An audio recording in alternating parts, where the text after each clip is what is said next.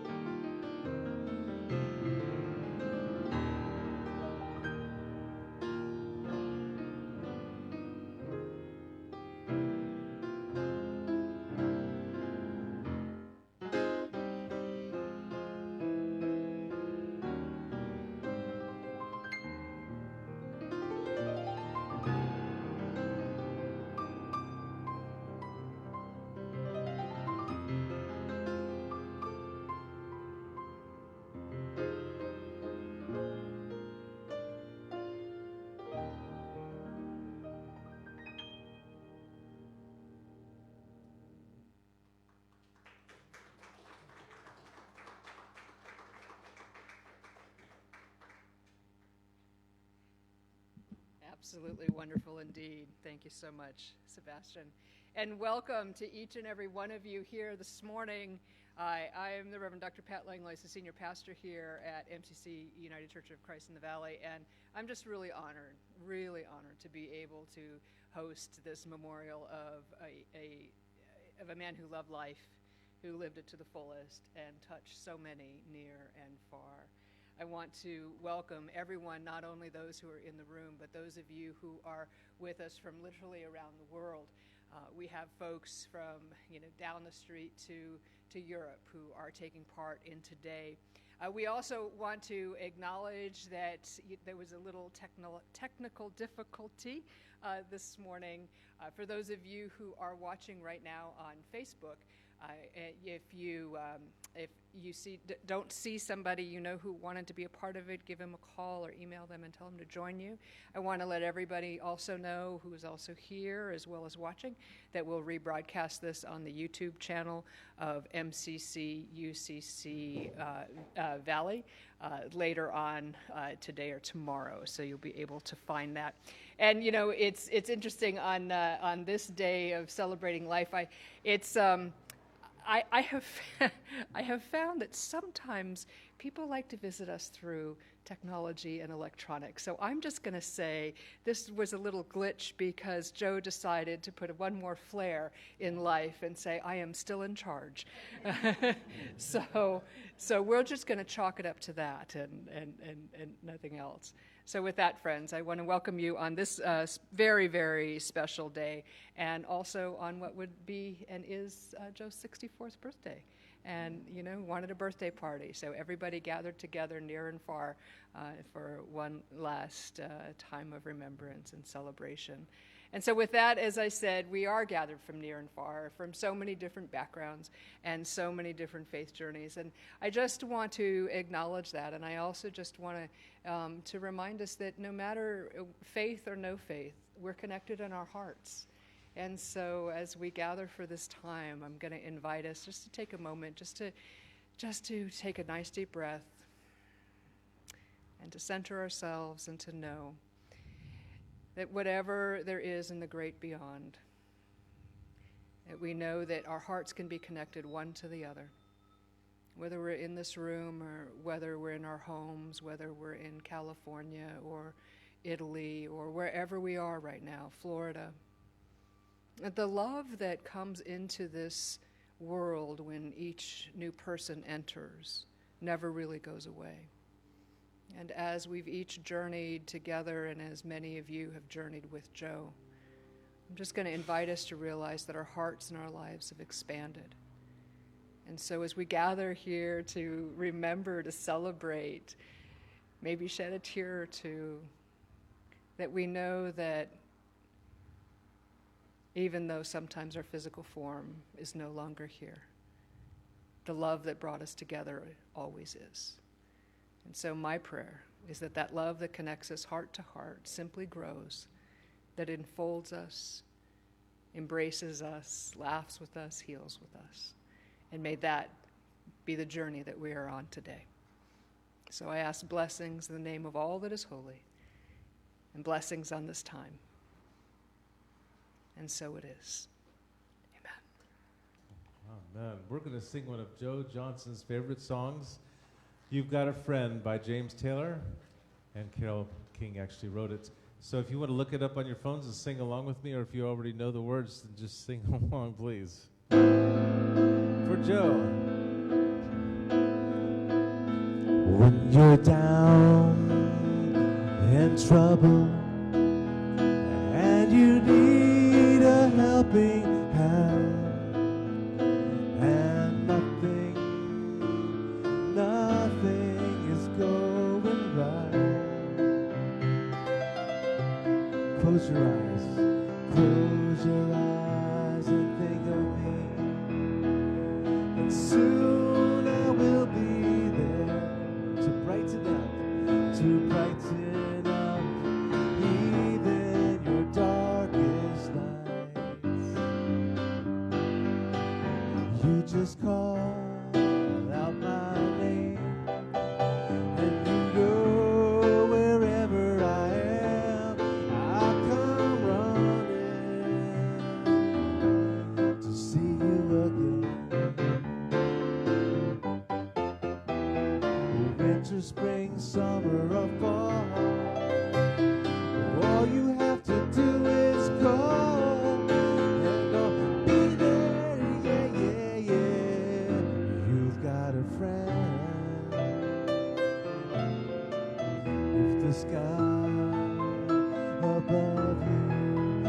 Such are dark and full of clouds, and that old wind should begin to blow. Just keep your head together and call my name out loud. Soon I will be knocking upon your door. You just call out my name, and you know wherever I am, I'll come running to see you again. And what are the four seasons? Winter, spring, summer, or fall. All you've got to do is call, and I'll be there, yeah, yeah, yeah. You've got a friend. Hey, ain't it good to know that you've got a friend? And people can be so cold. They'll hurt you, and they'll desert you, and they'll take your soul if you let them. But don't you let them. You just call out my name, and you know wherever I am, I come running to see you again. Winter, spring, summer, or fall. All you've got to do is call, and I'll be there, yes I will. You've got a friend. Yeah, you've got a friend. You've got a friend.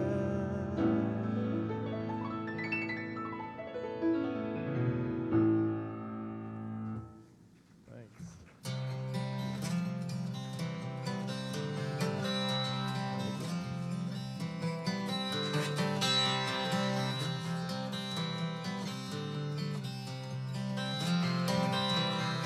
To everything turn, turn, turn. There is a season, turn, turn, turn. And a time to every purpose under heaven. A time to be born, a time to die, a time to plant, a time to reap, a time to kill, a time to heal, a time to laugh, a time to weep.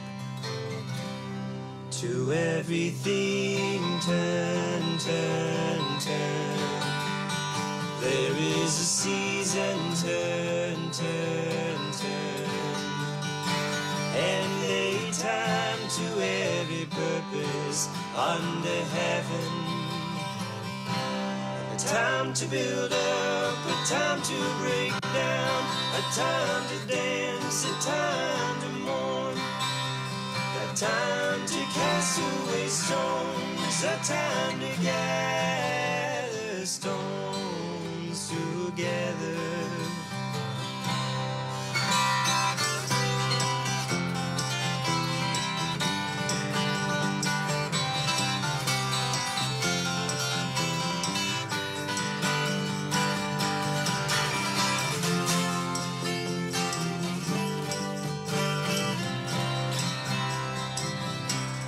To everything turn, turn, turn. There is a season, turn, turn, turn. And a time to every purpose under heaven. A time of love, a time of hate, a time of war, a time of peace, a time we may embrace, a time to refrain from embracing. To everything turn, turn, turn. There is is a season, turn, turn, turn, and a time to every purpose under heaven. A time to gain, a time to lose, a time to rend, a time to sow, a time for love, a time for hate, a time for peace. I swear it's not too late.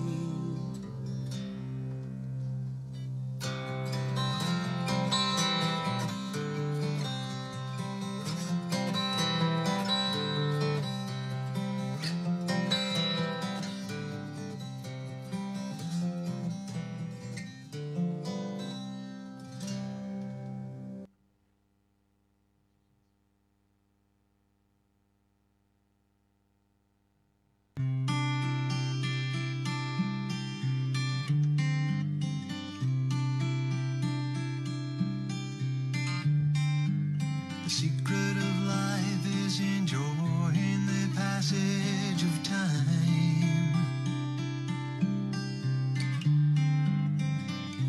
Any fool can do it. There ain't nothing to it. Nobody knows how we got to the top of the hill.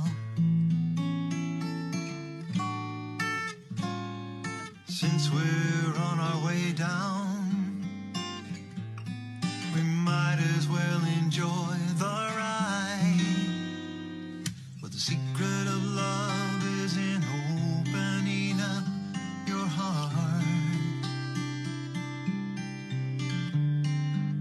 It's okay to feel afraid, but don't let that stand in your way. Everyone knows that love is the only road.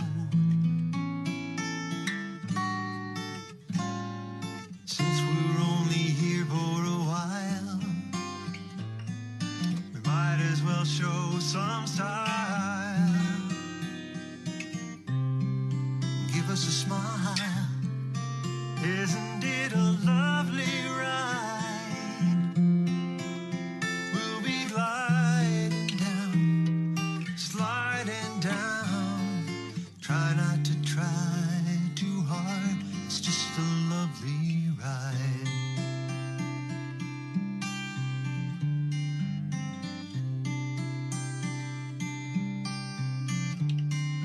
Well, the thing about time is that time isn't really real.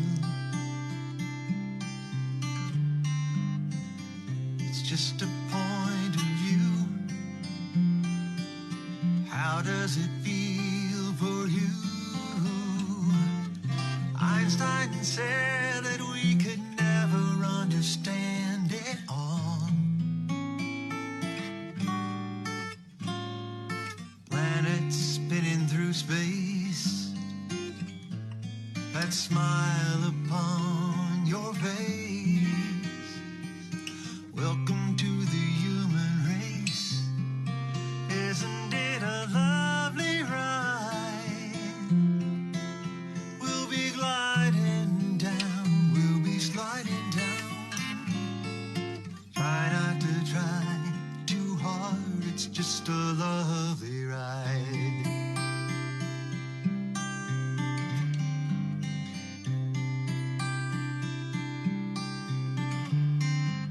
The secret of life is enjoying the passage of time.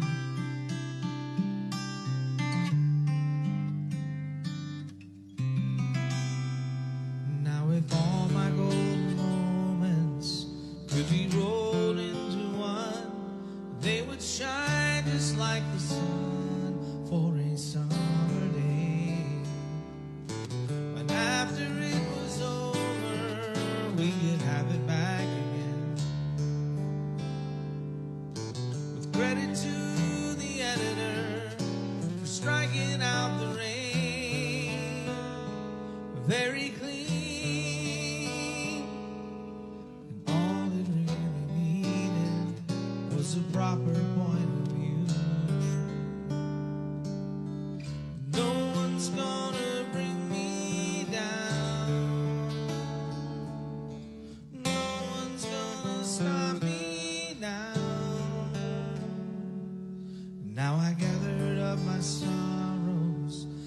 sold them all for gold, and I gathered up the gold, and I threw it all away.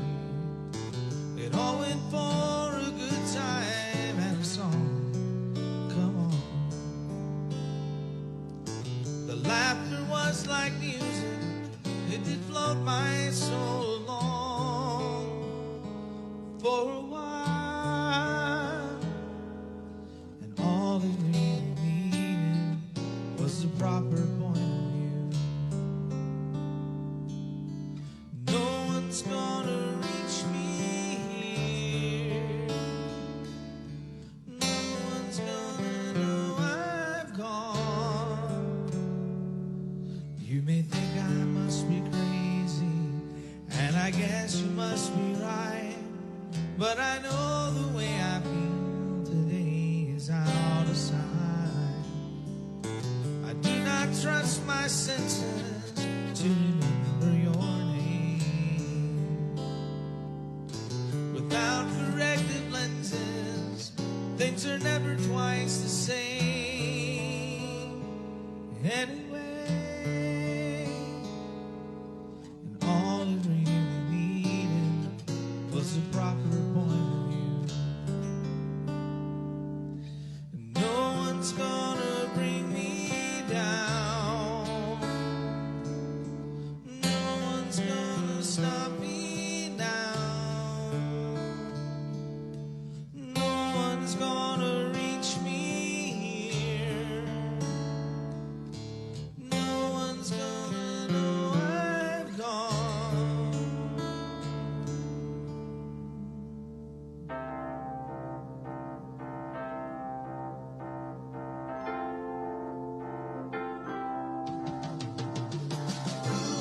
You make me live. Whatever this world can give to me,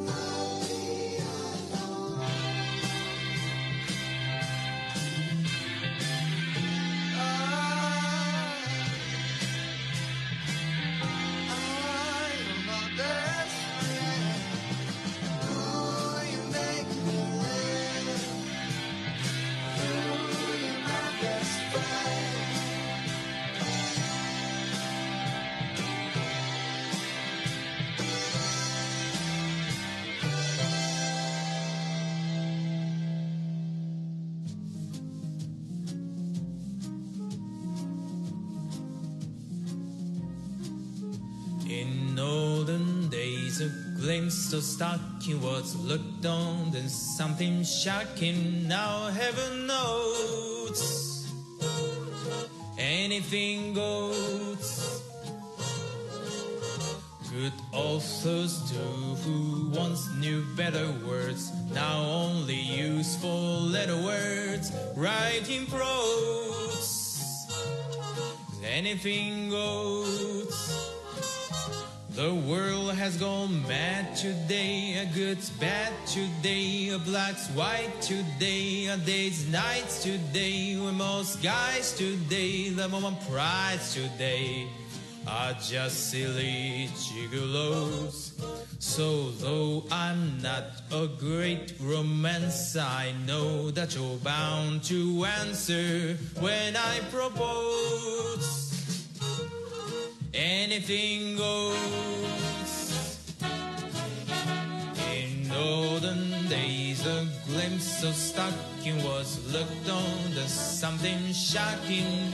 Now heaven knows anything goes. And good authors too, who once knew better words, now only use four-letter words. Writing prose, anything goes. The world has gone mad today, a good's bad today, a black's white today, a day's nice today, when most guys today, the moment prize today, are just silly gigolos. So though I'm not a great romance, I know that you're bound to answer when I propose. Anything goes.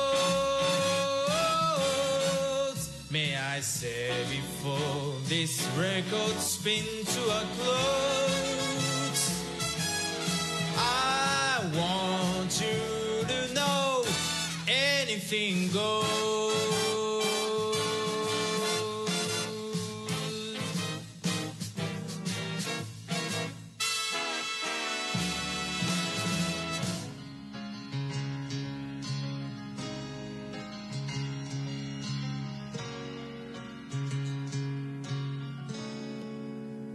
Now and forever, you are a part of me, and the memory cuts like a knife. Didn't we find the ecstasy? Didn't we share the daylight when you walked into my life? Now and forever, I'll remember all the promises still unbroken. I think about all the words between us that never needed to be spoken. We had a moment, just one moment, that will last beyond a dream, beyond a lifetime. We are the lucky ones. Some people never get to do all we got to do.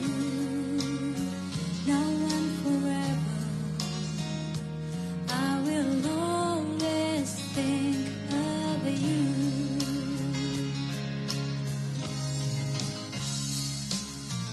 Didn't we come together? Didn't we live together? Didn't we cry together? Didn't we play together? Didn't we love together? And together we'll lead up the world. I miss the tears, I miss the laughter, I miss the day we met and all that followed after. Sometimes I wish I could always be with you, the way we used to do. Oh, now and forever, I will always think of you.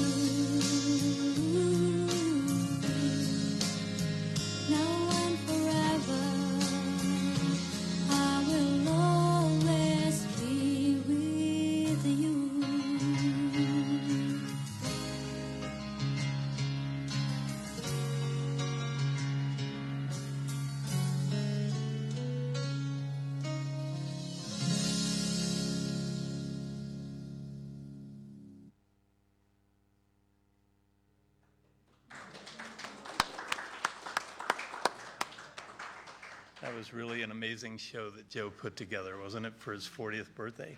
And I think he did that whole thing himself. He really always did enjoy putting on a show.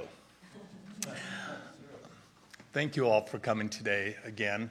And for those people at home watching, congratulations on getting through the technology that you had to figure out.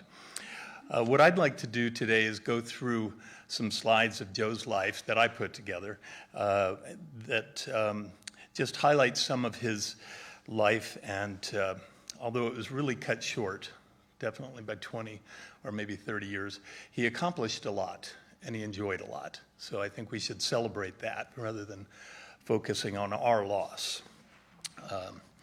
He was a great friend to me, as many of you knew. We knew each other for 46 years. And, sorry, technology. It's Joe. And speaking of which, that's what I was going to say, was even in 46 years, at 23 years, he moved back to Florida. And we just had a relationship mostly by phone then, although we visited almost every year after that.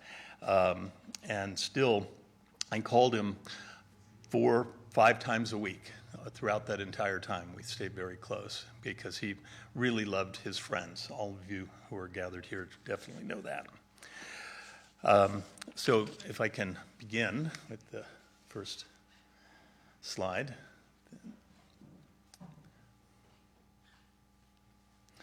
Joe was born in Charleston, West Virginia, 64 years ago today. I always kidded him that his birthday was exactly opposite of Christmas, like anti-Christmas. He didn't like that joke. He really was a very spiritual person, and he didn't like it to be made fun of. He didn't talk about it a lot, and maybe some of you didn't know, but he really was a very spiritual person. He traced his love of acting back to when he was 12. He was interviewed by somebody for one of 3 or 4 interviews that were done for the Tampa Bay Times about him, and he said that he had told his mother that he wanted an agent when he was 12 because he thought he did a better job than Ernie on My 3 Sons. I don't know if that's a true story because Joe never did let facts get in the way of a good story, as you guys know, but it sounded good. He loved make-believe. Joe moved to... Is this me? We have more dad goodies, but I am changing them for you. I'll just keep talking. There we go. Joe moved to this lovely town of Virginia Beach, I think about 6th grade. And I don't know a lot about his life in that West Virginia period, but he had a good friend, Hunter, that he kept through his whole life and really knew to the very end, which I think speak to his his great love of his friends. When he first got to Virginia, he had his whole family. Am I on automatic? No, I'm doing it. It's not working. I'm sorry. Oh, now it's working. Okay.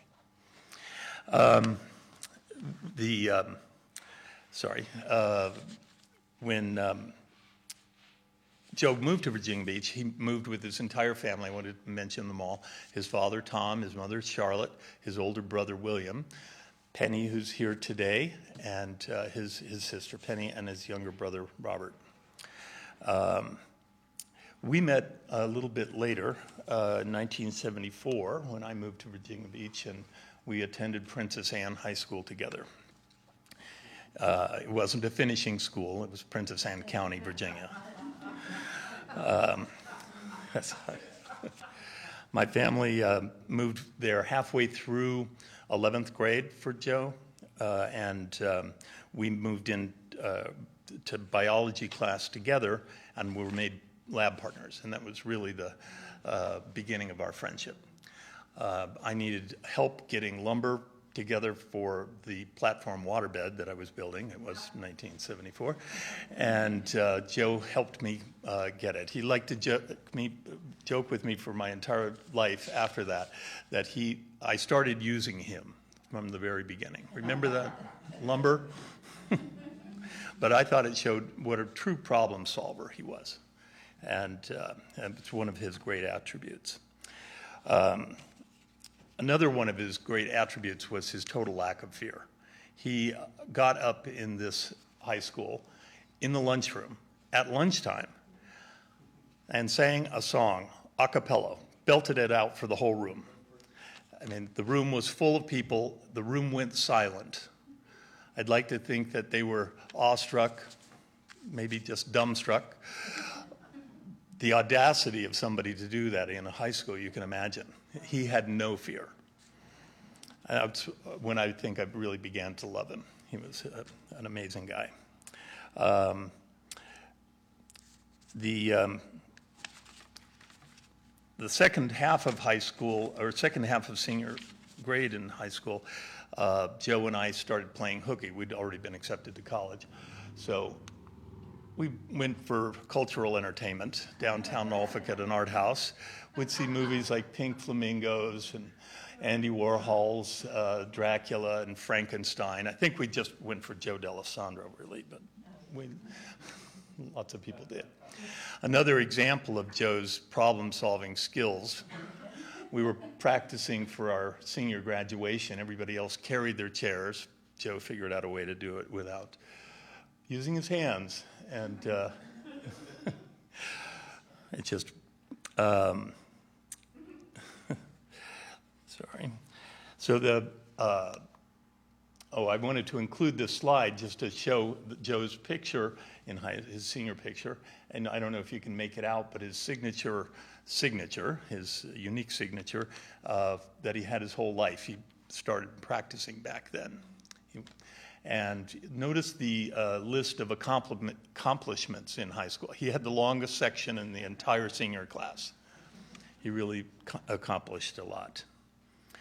After senior year, Joe went to Mary Washington College, and I went to University of Virginia. So we split up for a part, but we still kept in touch. And then after a year of that, he'd had enough of that kind of formal education thing because he knew he had always wanted to be an actor. So he went off to do that in New York City, where he attended the American Academy of Dramatic Arts with Kimi, who's here with her husband Cameron, and they've been friends ever since too.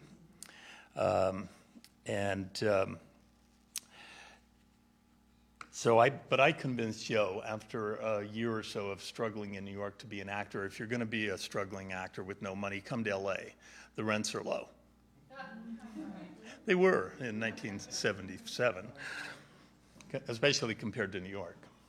My back. Did I? Oh, this is my break. Thank you.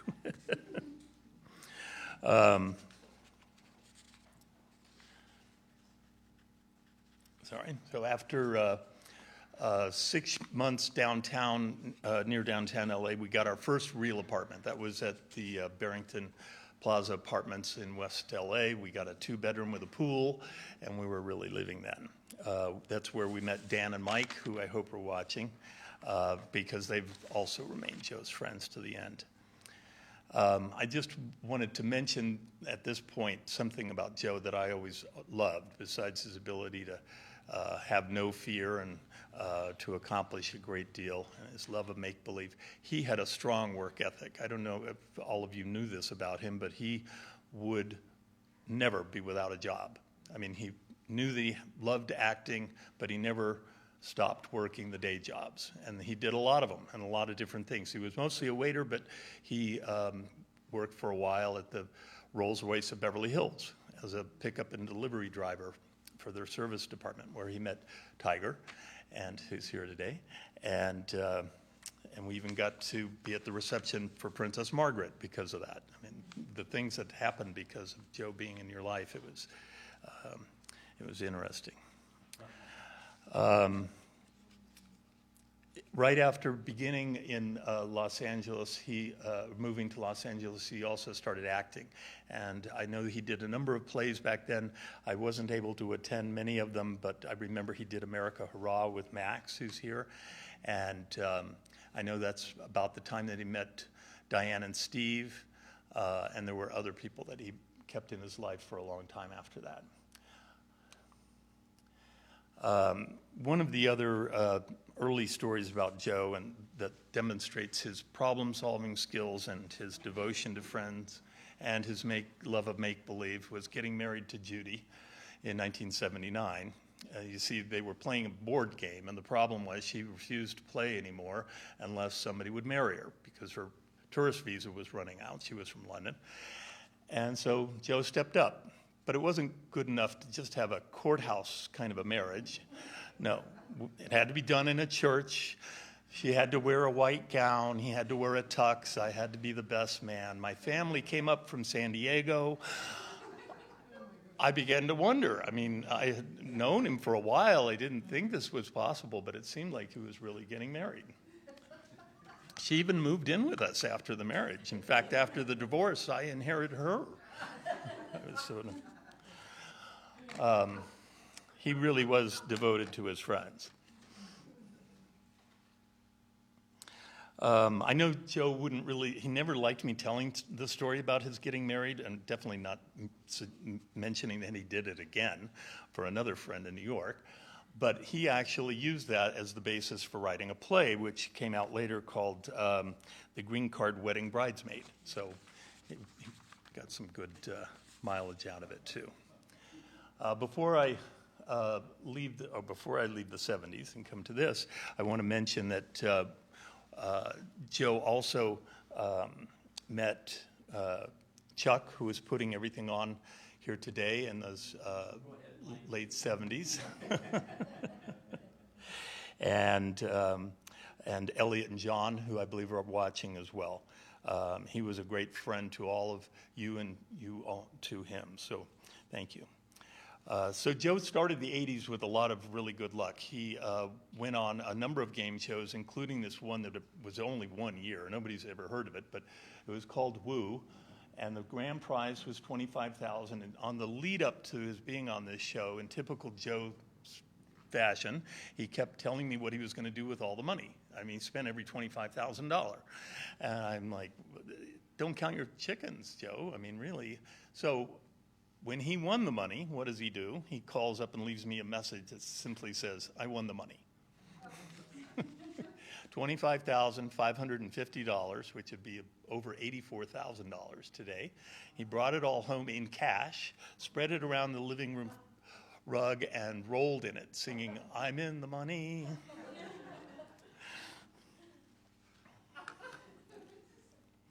He used that money to buy a car and to take us on a trip to Fire Island and to our 5-year high school reunion in 1980, and to move to his dream apartment at the Yamashiro Apartments, where he met Mari and my Aunt Sharon, and lived there for a while. They're here with us too. He really loved and really felt like he had made it in Hollywood when he got to live in the hill above it.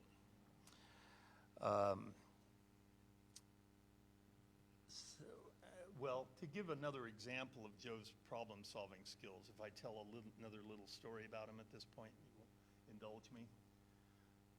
You see, on the trip to our reunion, we went to Fire Island. And I don't know if you know this, but to get there, you have to take a ferry from Sayville on Long Island and come over.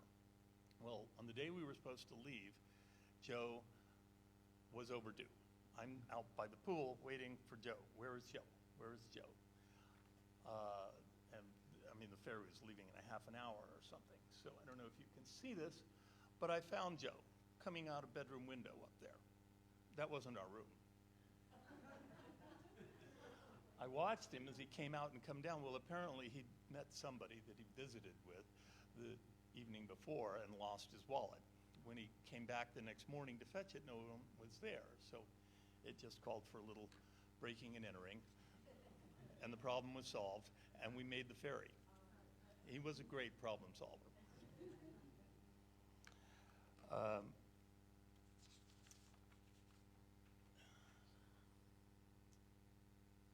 He also had some great luck with movies in the early 80s.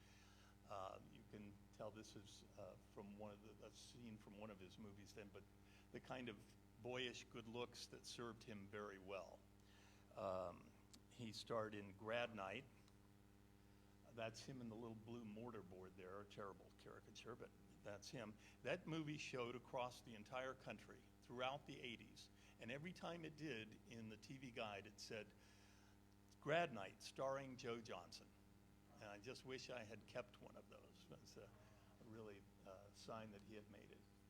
And we went on to a bigger budget film, of course, Slumber Party Massacre, with Deborah DeLiso, who's here, and met Deborah and Dan. And that's a terrible picture of her on the right, I'm sorry to say, but it does not do you justice. She's very beautiful. And he also landed, oh, that's him. Doesn't he look so young back then? He was one of the ineffectual males who were featured in the film. It was written by Rita Mae Brown. And he also appeared in another high-budget film, Hollywood Hot Tubs, which you can still watch if you like. It's on Netflix. I just checked it out a couple weeks ago. Let's see.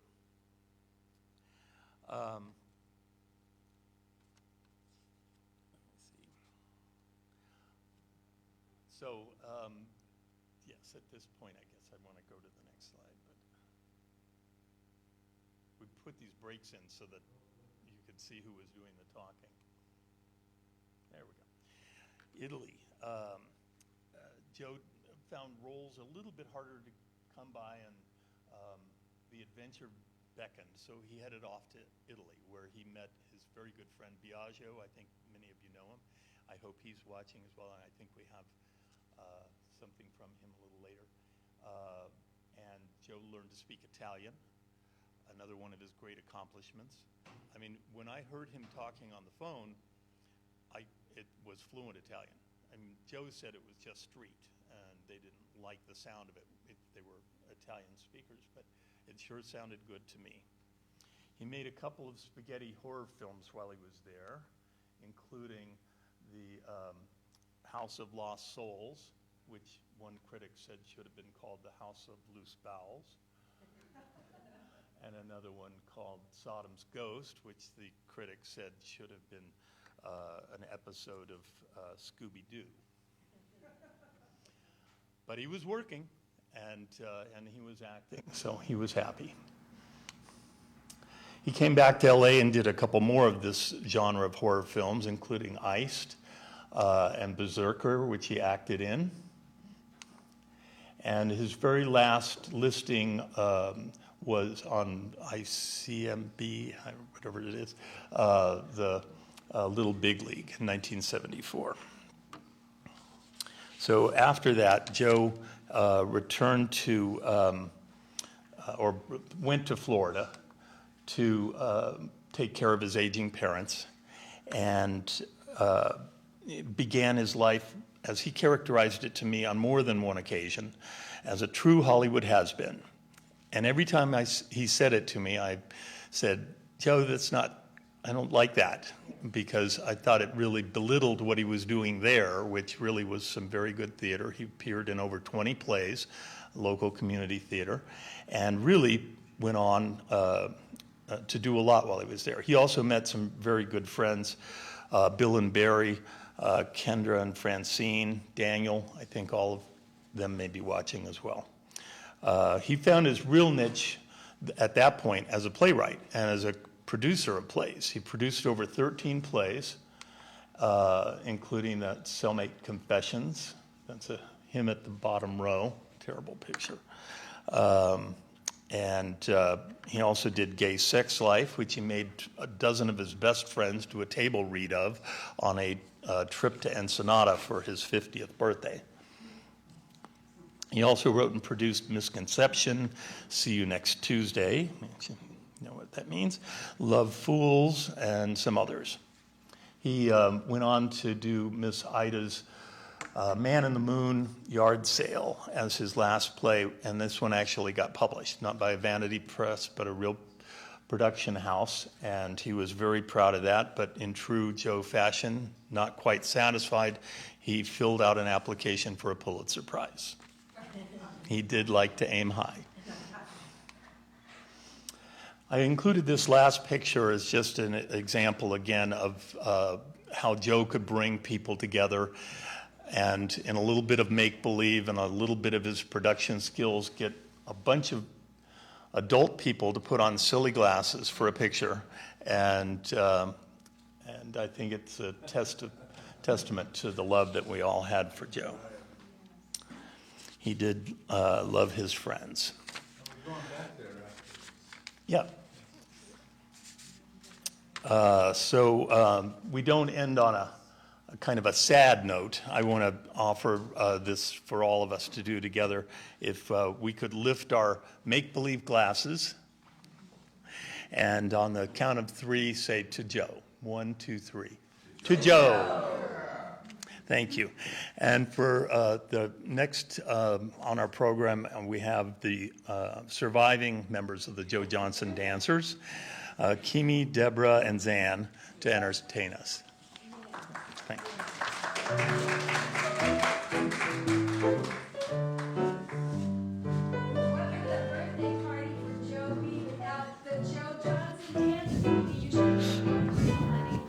Yeah.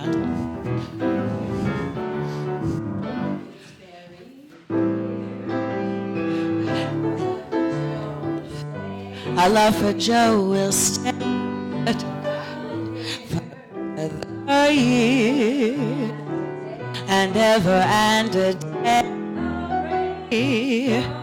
And the telephone and the movies that we know may just be passing fancies and in time may go. But oh my dear, our love for Joe will stay. Together we going a long, long way. Then time Rocky may crumble, Gibraltar may tumble. They're only made of clay, but our love for Joe will stay. For Joe will stay.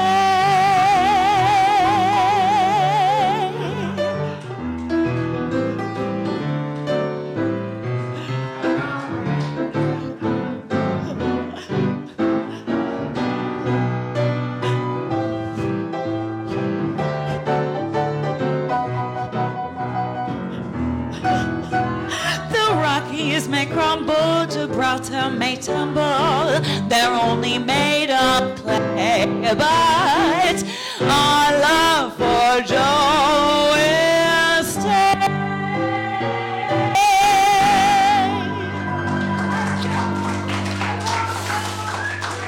Happy birthday!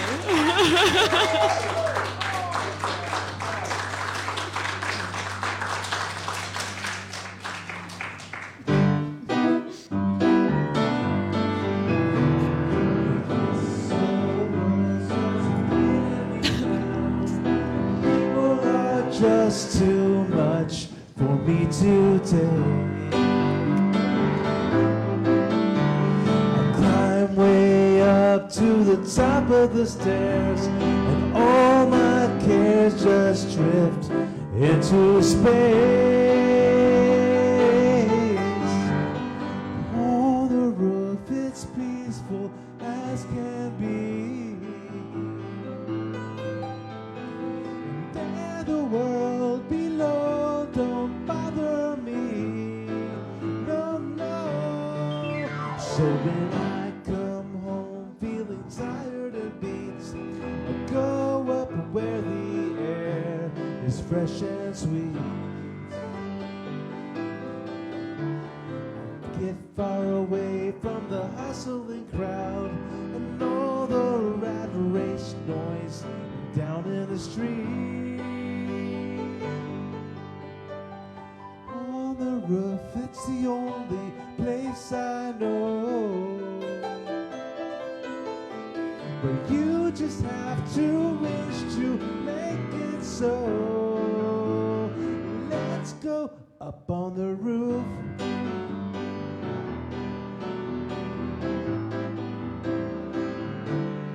Up on the roof with Joe.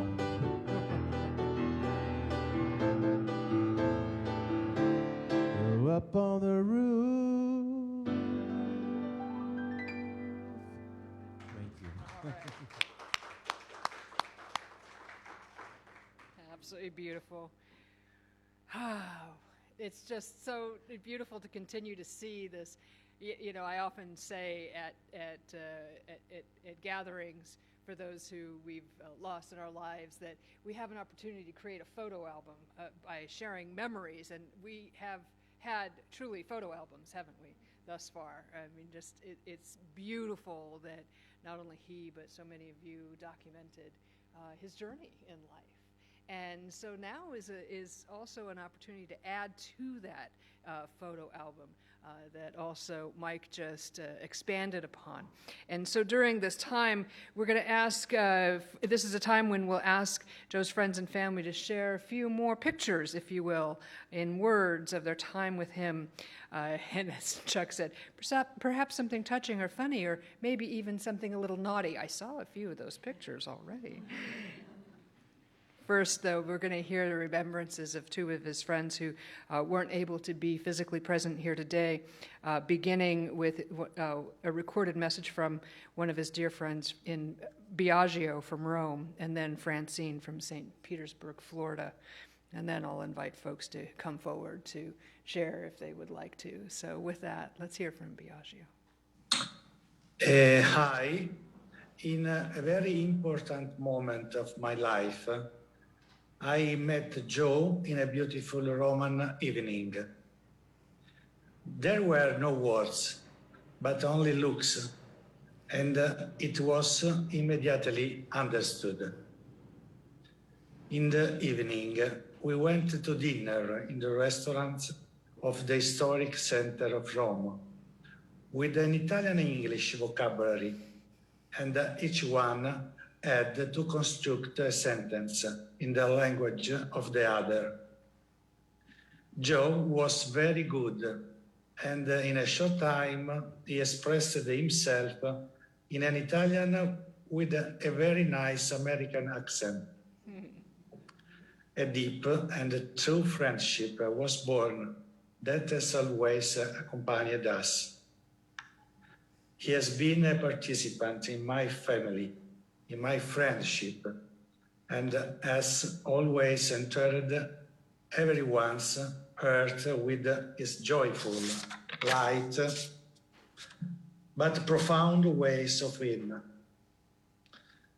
A year lived intensely that I will always keep in my memories and in my heart. When I came to Los Angeles, he introduced me to many of you and his sister Penny, equally light and deep, and I felt welcomed. Joe expressed his joy of living wherever he was and with anyone. This is a small flash of my memories with Joe, but my heart, I have a very rich part of our life experiences. I love you. Hi, I'm Francine, and I met Joe when he moved to Florida, and he joined the murder mystery show that I was in as a regular, and we became fast friends, and that was in 2000. So we were very, very close, and he was like my perpetual date for about 18 years. And we had so much fun together. We'd do sleepovers. We auditioned for plays together. In fact, here's a picture of a play that we were in together. Can you see that? Okay. Called Jerry-O, and it was a gay play. And here there's actually Janet Reno, who was running for governor of Florida, and she was in the audience and did like a little speech about being governor. And Joe would always tell people, look, Francine played my mother, and she was supposed to be a New York socialite who had a facelift, even though we were like 9 years apart. I was 9 years older than him. So we had so much fun. And here's another picture that I love. I actually do Mommy Dearest, Joan Crawford, and so we both were, we were booked to do, it was the Tampa Bay Theater Awards, and the real, well, oh no, this wasn't the Theater Awards, this was Head of Lettuce, and it was the 30th year celebration of the movie Mommy Dearest. So she was there, and guess who Joe was? He was Christina, my daughter. We had so much fun. So we used to do all these fun things where we would dress up, we'd go to the Gecko Ball, and I mean, we just had so many fun times, and he was always open for just doing anything crazy, and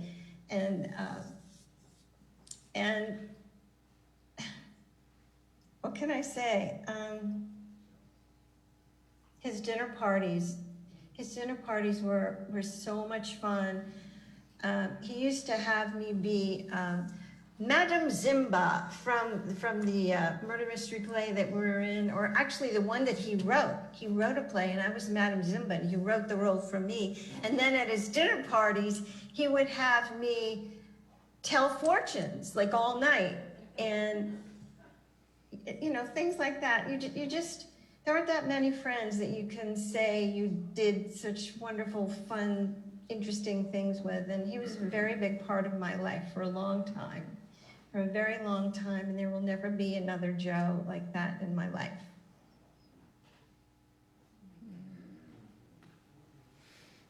It's beautiful. And now, friends, for those of you who are in the room who would like to share a memory, I'm going to invite you to come forward and share briefly.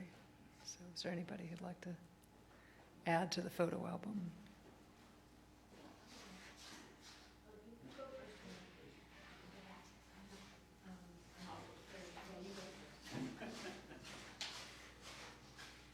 Doing double duty here. Okay.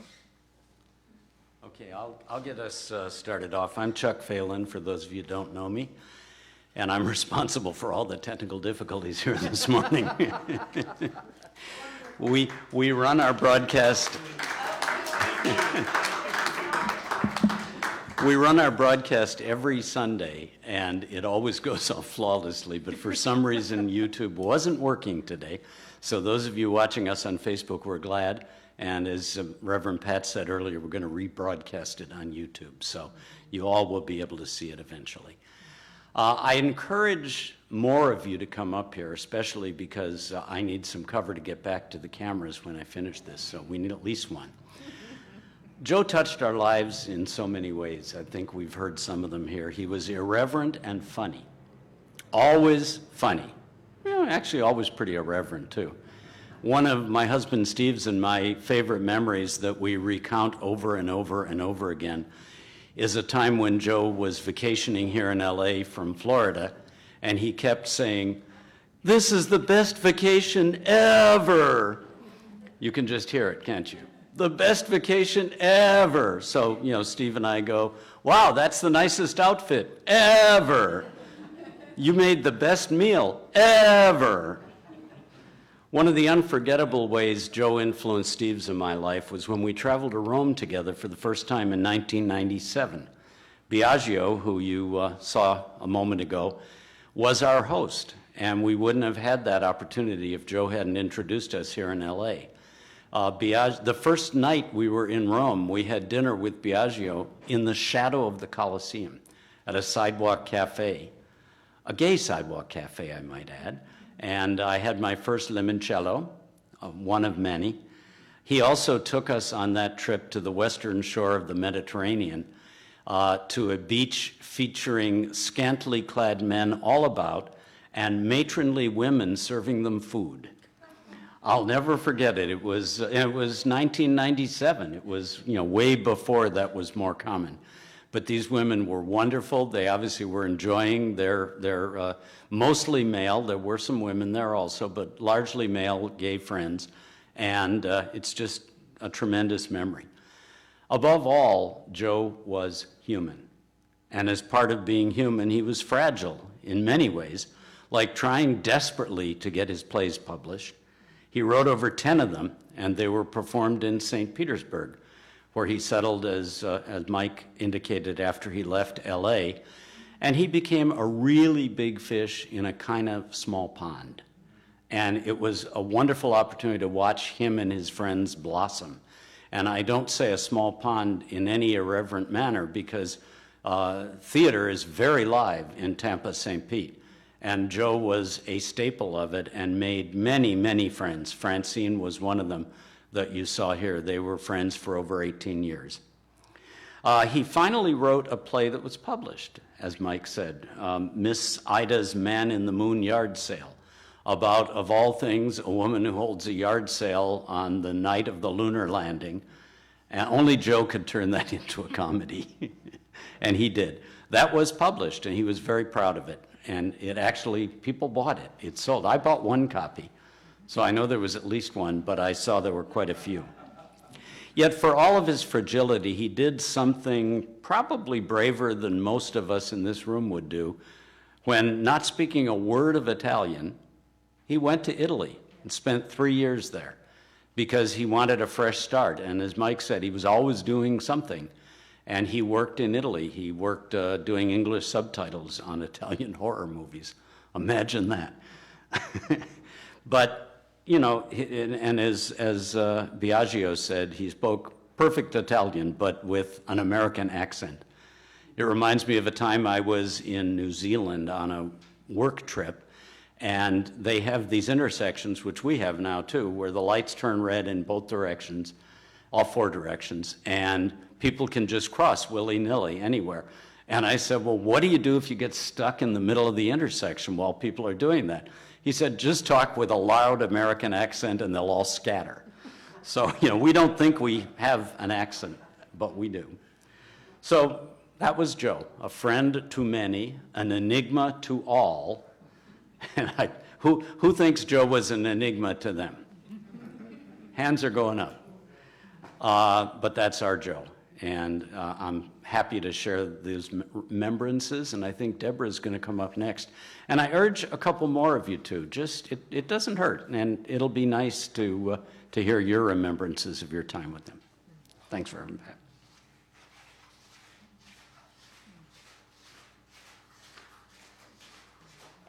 And what a friend Joe had in you, Chuck. And we all benefited from that friendship. Joe and I met doing the Slumber Party Massacre. It was love at first sight because we had a kiss, and he was just a darling, and we latched onto each other and have been friends for 40 years. How many friends can I say that I could call in the middle of the night with a broken heart, who would drive me someplace if I needed to be driven someplace, who would take a gymnastics class with me in our 40s, who would fly me to Florida because I was a burnt-out mom teaching at 2 colleges, who wrote a lead role in a film for me, who went to many horror film conventions with me and was my date and protected me, who, when you guys played You've Got a Friend, that was rough. Because we were those kind of people that could call each other at 3 in the morning. And you guys know what I mean. Joe would call at 3 in the morning. Anyway, I miss him. I miss him terribly. And what a life he lived. He lived it completely. We're gonna have a margarita for you today, Joe. I love you, sweetheart. Thank you. Keep visiting me.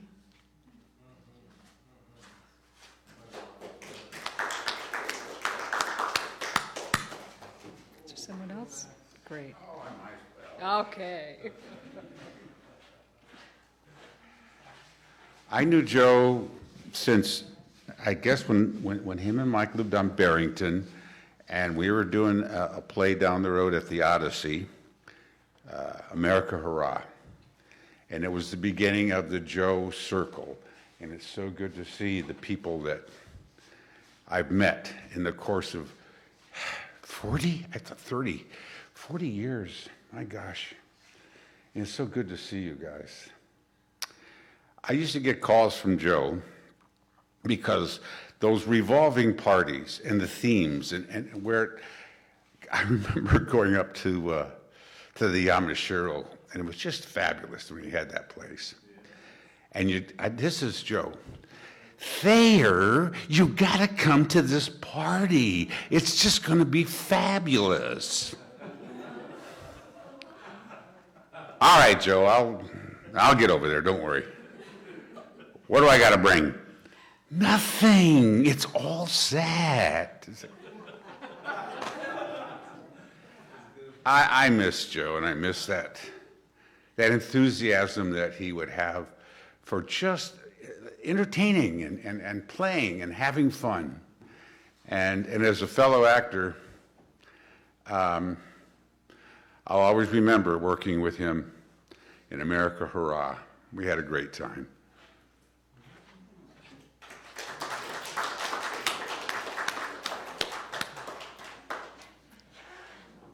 Is there anybody else who'd like to share?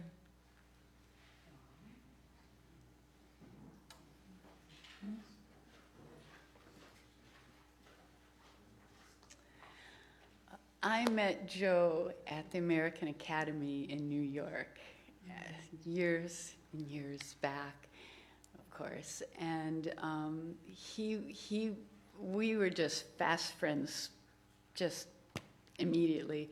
We had a singing class, and I'm not a singer, and my song was Little Lamb, and I never graduated from Little Lamb the whole year at American Academy. And as everybody else got different songs to sing, it was Kimi's turn to come up again. It's Little Lamb!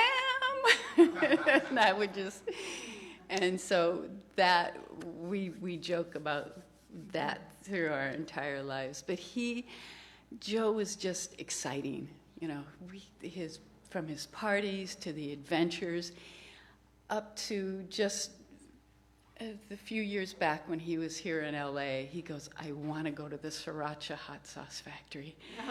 And I'm like, that sounds so exciting.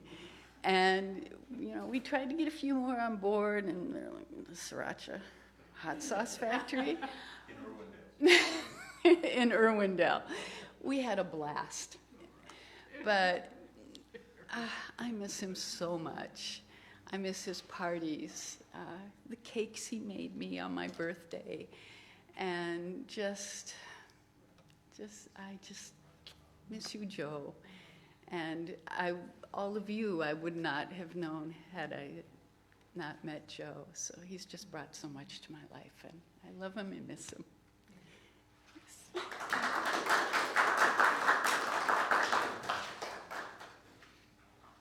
Anybody else like to share? Yes.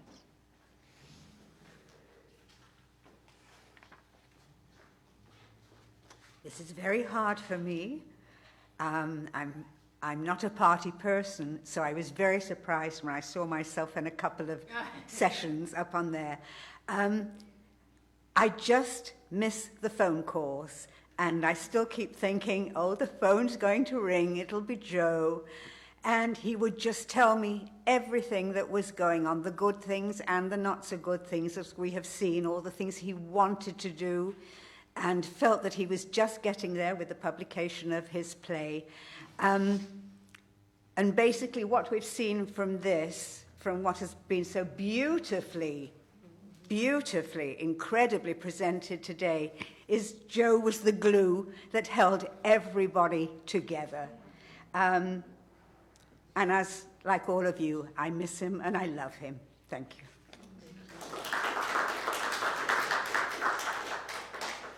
Thank you. Is there anyone else before Chuck comes back up? No? Okay. I'm going to invite you, Chuck, to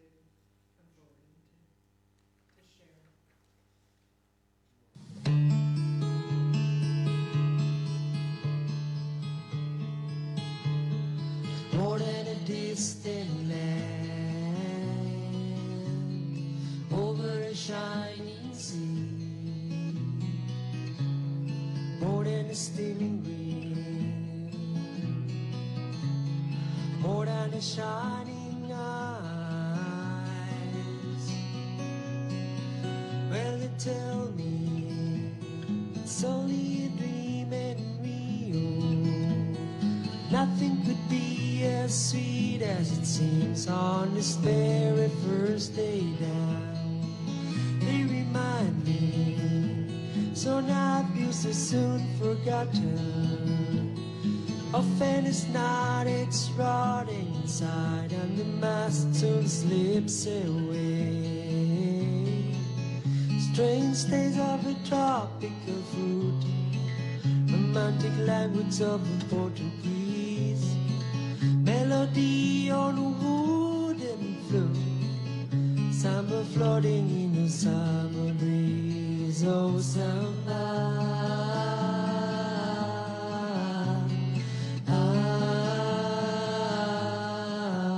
take it easy.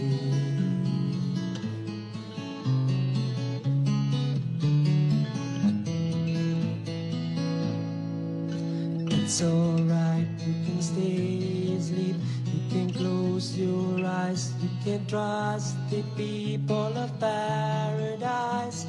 Call your keeper and tender your goodbyes. Oh, what a night, wonderful one and a million night. Frozen fire, Brazilian stars, oh, holy Southern Cross. Later on, take me way downtown and a 10 can I can't come down from the bandstand. I never thrown for such a loss when they say cuando nos amai acordar andaremos al sol. Cuando nos amai acordar cantará Pelocitao. Cuando nos amai acordar todos os fios haverão, todos os fios haverão, e regozijarão. Caught in the rays of a rising sun, on the run from the soldiers gone, shouting out loud from the angry crowd, a mile the while on a hungry child. I'll tell you, it's more than a dream and real. I was there on the very day, and my heart came back alive. There was more than the singing voices, more than the upturned faces, more than the shining eyes.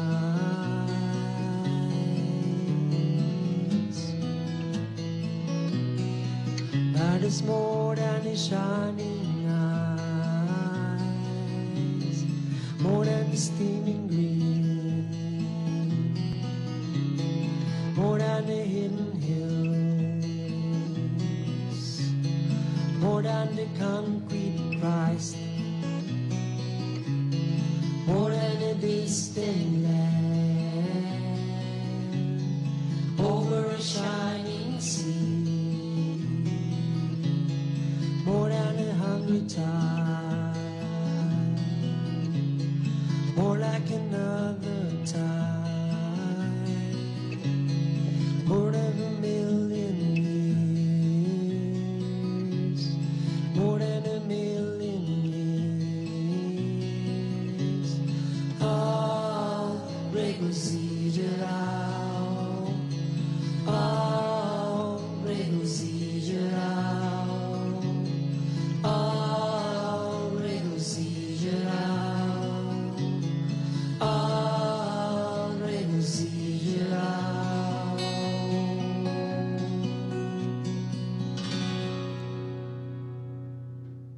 For those of you who've never heard that song, it was one of Joe's favorites, and on, I understand, James Taylor's 10th album. So that's what it's doing here. In the rising of the sun and its going down, we remember him. In the blowing of the wind and in the chill of winter, we remember him. In the opening of buds and in the rebirth of spring, we remember him.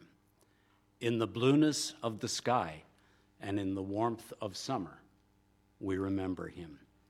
In the rising and rustling of the leaves and the beauty of autumn, we remember him. In the beginning of the year and when it ends, we remember him. When we go to the theater, a place where Joe lived and loved, we remember him. When we read the plays he has written, and there are many, and see them performed, we remember him. So long as we live, he too shall live, for he is now a part of us as we remember him.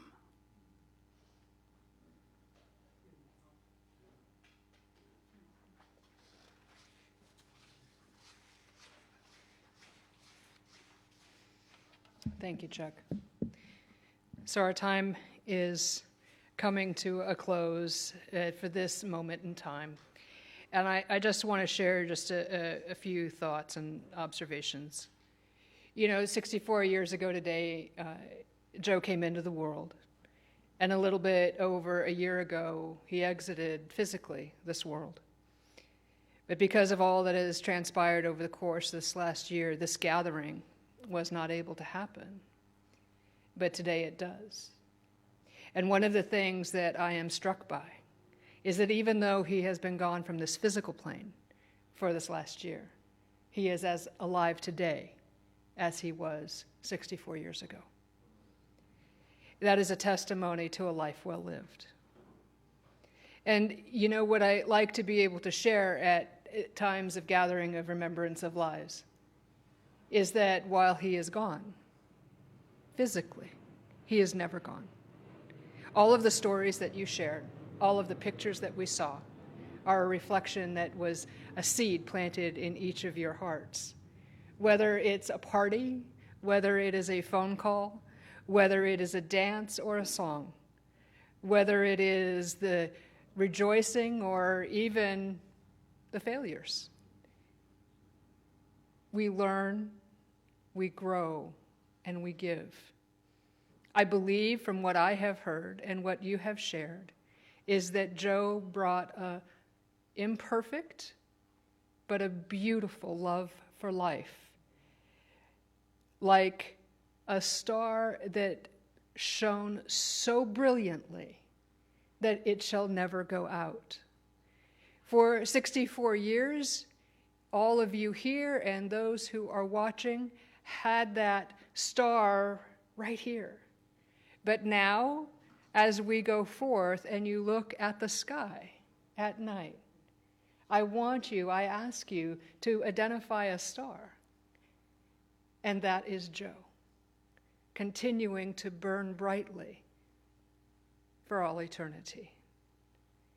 And lastly, I ask that the gift that you take with you, that he gave to you, is connection, authenticity, brilliance, and life. He was, as people said, the glue that brought you here today.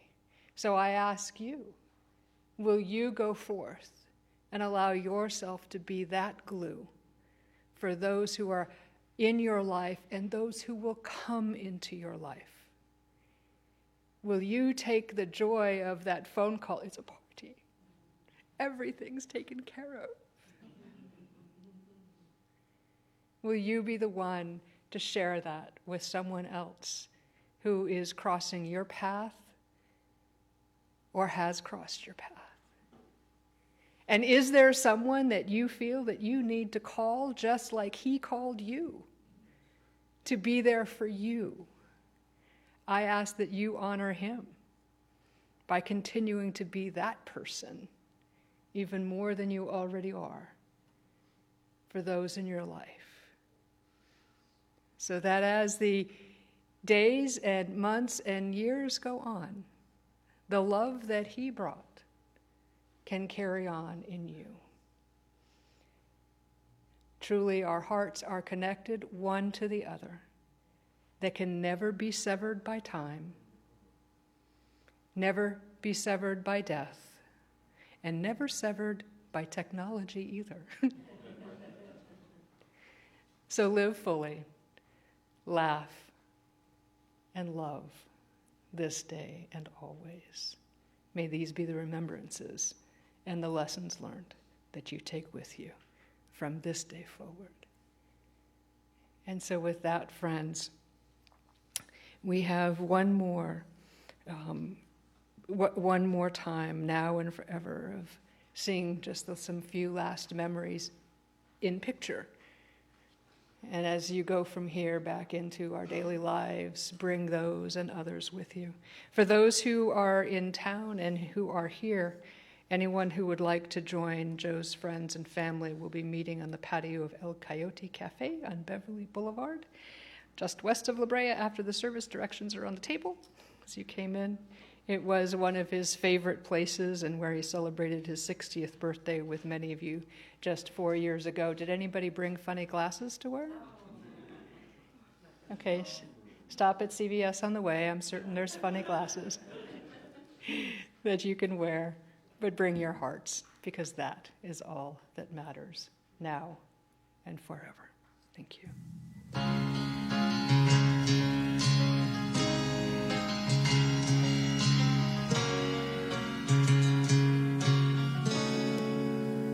Now and forever, you are a part of me, and the memory cuts like a knife.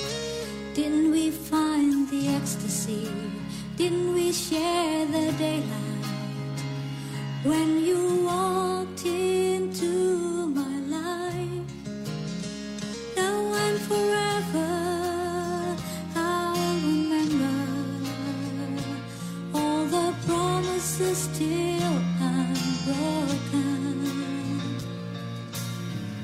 I think about all the words between us that never needed to be spoken. We had a moment, just one moment, that will last beyond a dream, beyond a lifetime. We are the lucky ones. Some people never get to do all we got to do. Now and forever, I will always think of you.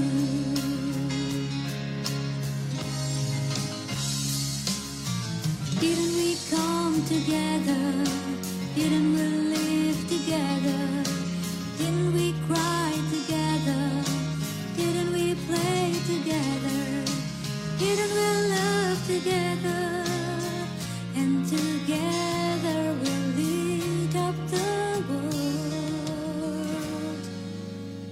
I miss the tears, I miss the laughter, I miss the day we met and all that followed after. Sometimes I wish I